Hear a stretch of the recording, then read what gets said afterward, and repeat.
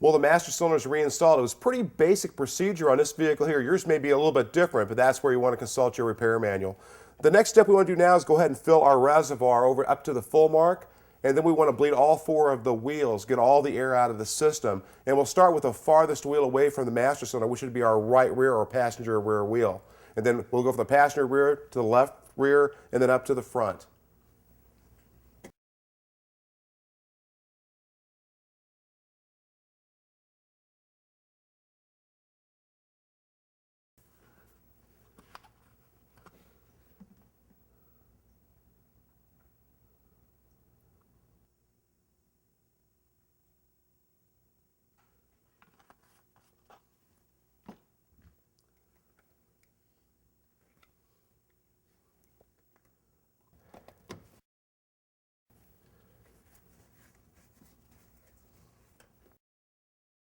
Well, I've got the vehicle raised, I've got it placed on jack stands. The next thing I need to do is bleed the brakes. And I'm starting with the right rear first. This is the farthest one away from the master cylinder. Now, a handy way of doing this, I've got what's called a one-man brake bleeder kit. And what it basically is, the hose is going to attach to the brake bleeder, and then there's a check valve in a mechanism here, and you'll see the fluid come into the bottle. Once I get this hooked up, I go in and pump the brake pedal. Now, just keep doing that until all the air is out of the system. Let's go ahead and hook it up.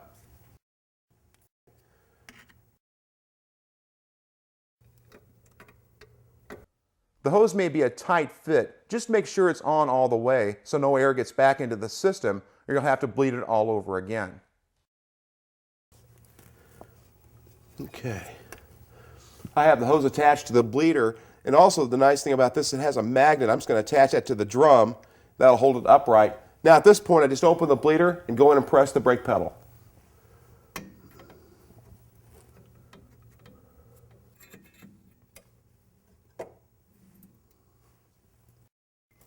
I'll pump the pedal 5 or 6 times to get the air out of the system, and that should be good.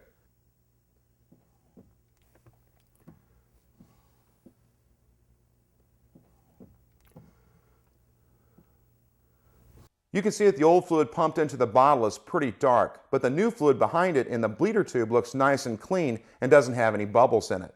If we still had air in the system, you'll see bubbles in the hose, and you just continue the process until all the bubbles are gone. So the next step now is to go ahead and close this bleeder.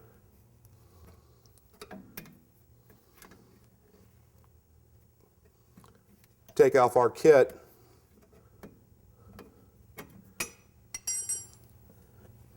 Now go ahead and dump this fluid and continue all the way around the car until all 4 wheels are bled. Something else to keep in mind too, during this process is we want to make sure we maintain the level in the master cylinder so we don't run it too low. Let's do the next wheel. Always bleed the brakes in this order. We've shown the passenger rear wheel, number 1, and now we'll show you number 3 wheel, the passenger front. On the front brakes, all we have to do is turn the wheel out to gain access to the bleeder.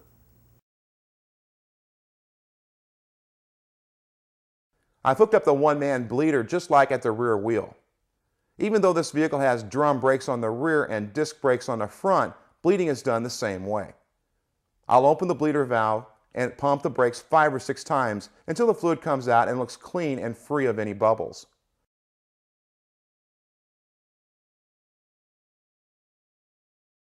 Close the bleed screw, remove the bleeder kit, and we'll bleed the left front brake just the same way, and we're done. As with any job, to do it right, you'll need the right tools.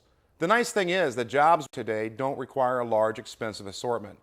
Basic hand tools are generally all you'll need. You'll need a shop manual for your specific vehicle, .3 or .4 brake fluid, as recommended by your vehicle manufacturer, brake line wrench, and a drop light. You may also need screwdrivers or pliers to remove some components. Be cautious when working under the hood.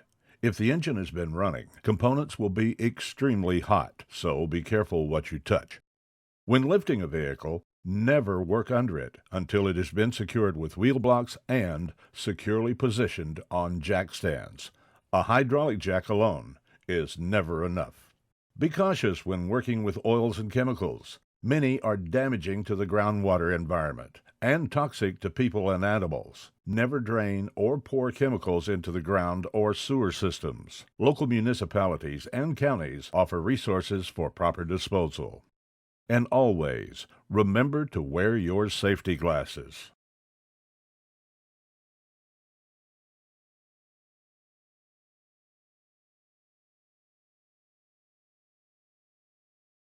Get in the zone, AutoZone. Get the entire DVD for this repair and all other procedures covered in the Complete Car Care series at your local AutoZone store.